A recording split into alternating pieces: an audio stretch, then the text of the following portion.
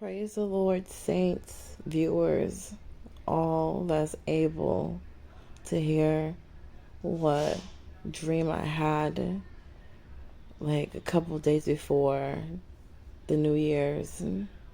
I wasn't sure if I should post this, but I feel like I am more compelled now, right before I was about to go to bed, to start up this message. So I'm going to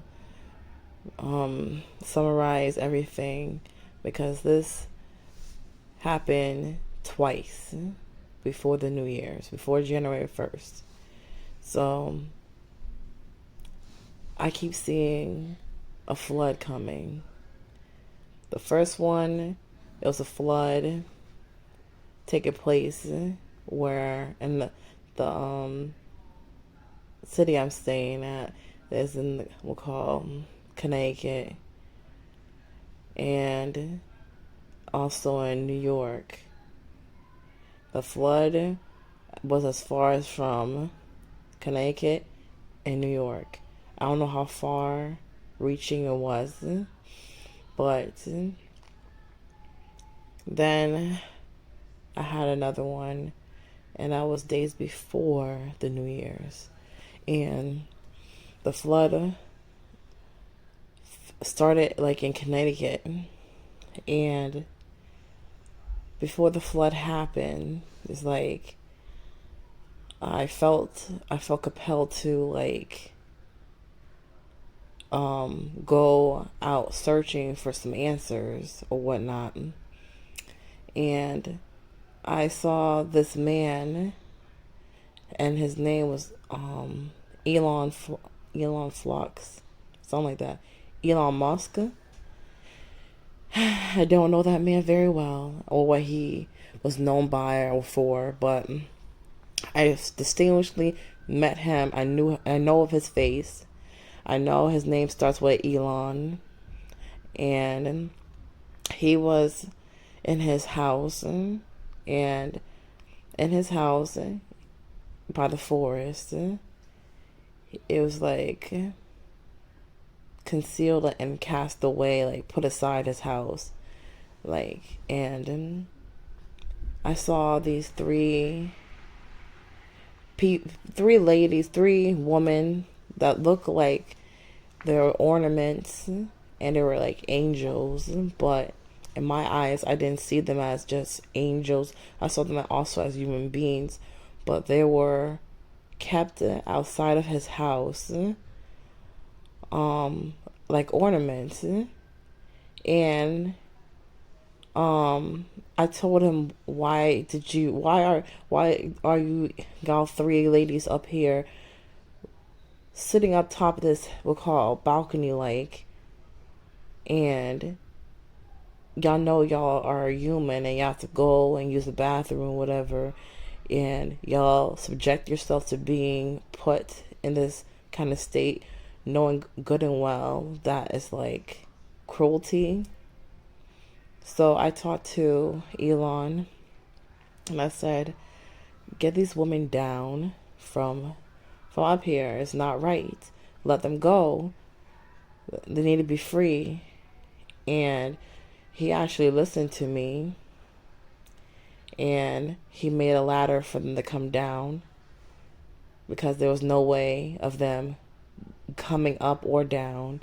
He had to literally find we'll call bring down a ladder and bring it up to them so they could come down. So they came down, and then they looked more angelic, I guess, when they were set free. And when they set was walking out of his perimeter, they were going to the forest, and I saw them walking into the forest. And I was like, okay, they're freed. And right after that, like, I saw a big, like, it felt like a big shift just took place when those three left. It's like they were keeping something from happening, and then when it was set free, what broke out was the flood, the great flood. It was like serious. It's not like it's Noah's flood. like how it flooded the whole earth, but it was something big about to happen. And it hit the news, everything, like everybody was expecting something to come, but it's like it was happening so fast that people couldn't regroup, people couldn't leave the outskirts of the city or the town or the state from the sudden disaster. It just was announced. And Elon, when those three were called angels slash people left, he went to hiding into his bunker, his house. His house had like a bunker set aside for him, and he really didn't want to go in there. That's all I was feeling from him. He didn't want to go in there, and he didn't want to be put aside and be left alone, exactly. But he knew that's his only option, because right after they left, the flood came almost soon after they went into the flood. Like soon after they went into the forest, the flood came. And I was gone from the midst of that, and I was somewhere else. And I had some time to regroup for a few moments, and I was in my house with my family, my kids, and my husband and stuff, and we were like trying to figure out, should we stay here, should we go? And I was like, you know what, this is not the place that we need to be. It feels like this is not the place. We need to get out of here. I feel like God said get out. So we got out. We didn't take nothing. No, we didn't pack no bags. We didn't take nothing.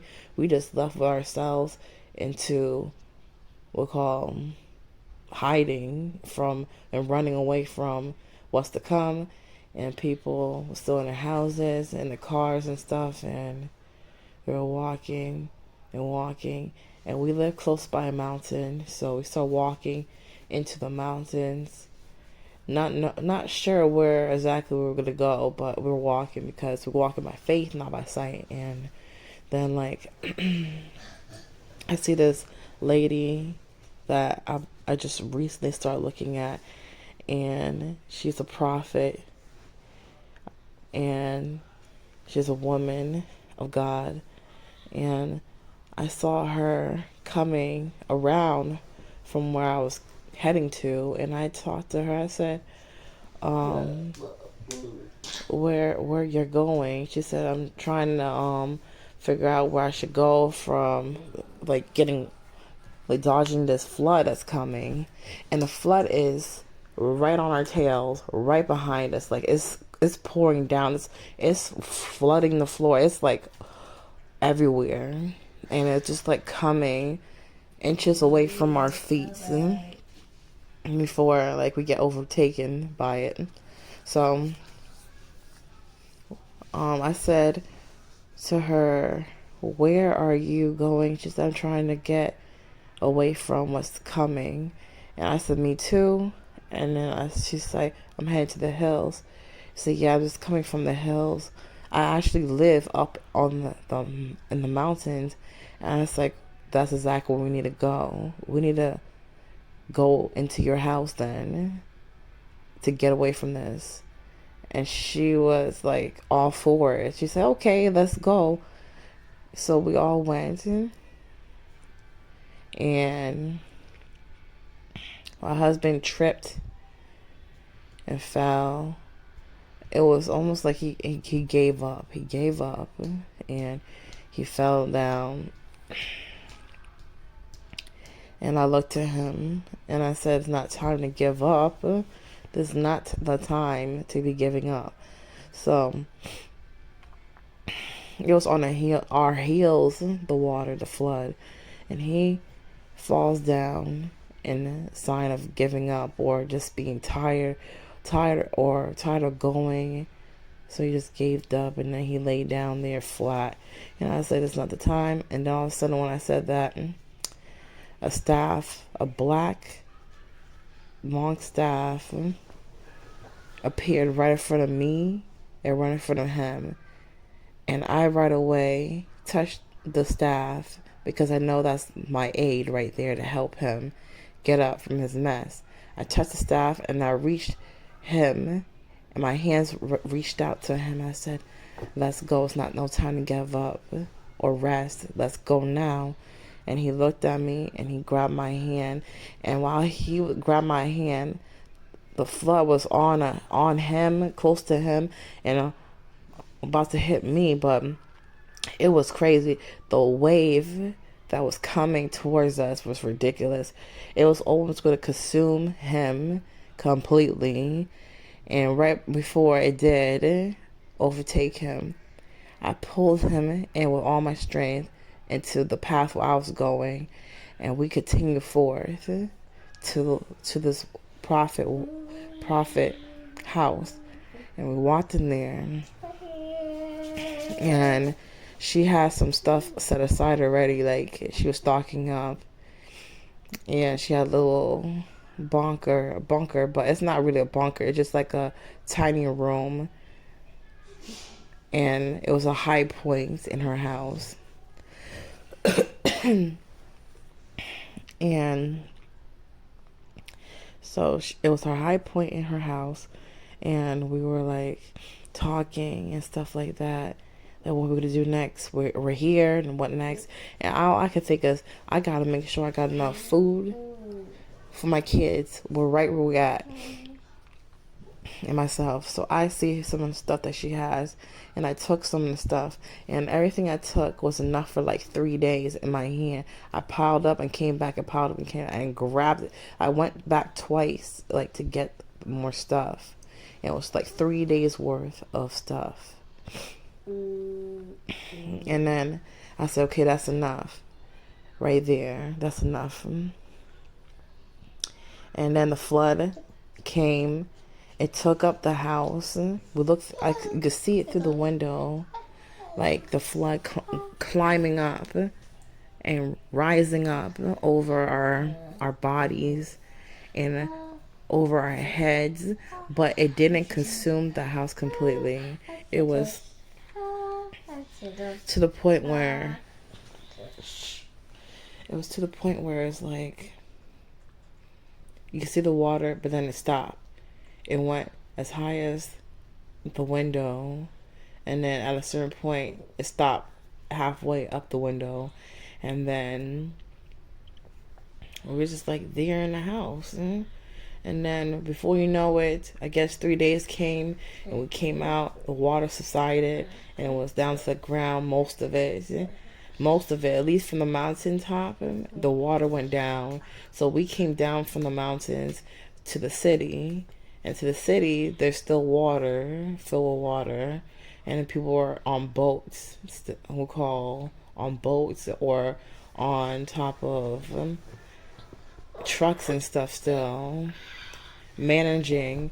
And then we saw like, it's like almost, it's like they're supposed to be helping us. They look like they're supposed to be helping us, but it turns out they're not helping us after all. It was like a Coast Guard, but the Coast Guard looked like they were monsters. They looked like they were mutants, not even human. And they wasn't there to help. They was there to like make sure, manage the people, whoever's alive, or do body counts, or try to. It felt like they was trying to make sure there was more people that don't make it too. Yeah, so that's pretty much my dream. And after that, now after those monsters, I realized that they're not for our help. They're actually against us. But they look like they were for us, but they're actually against us. Whatever. I then went back to my home to see what was the condition of my house where we left. And when I looked at it, it was in perfect condition, intact. The house was still standing. It didn't move or anything. It's just that we had to relocate in order to be safe from what was coming. And that's pretty much it, my dream. I hope that was a blessing to someone. I hope it was beneficial. I hope someone got revelations. Because, I don't know, I feel like something big is about to happen, and it's about to affect a couple states. God bless. Yeah, and I almost forgot. After the flood subsided, There's an announcement over the intercom, and it was Elon Musk voice, and he was saying how if you hear this recording, then then more than likely then I didn't make it when the flood came. And he's like, so it's suspected during all this flooding to 70% of the people in the call like states regions that got affected is affected through this incident, and the population has declined to like 70% instead of 100% of people in the states is now dwindled to 70%. And that was the last thing I forgot to mention. Yeah, so Elon Musk had a pre-tape recording of himself stating that he probably didn't make it during the flood, and then he said it's suspected to be like 70% of people being taken from the flood. So I guess it's like 30% that is now alive after the flood, and 70% were taken. I think that was the ratio he was saying, 70%, 70. So I'll leave it at that, and thank you for watching and listening. Take care. God bless. No.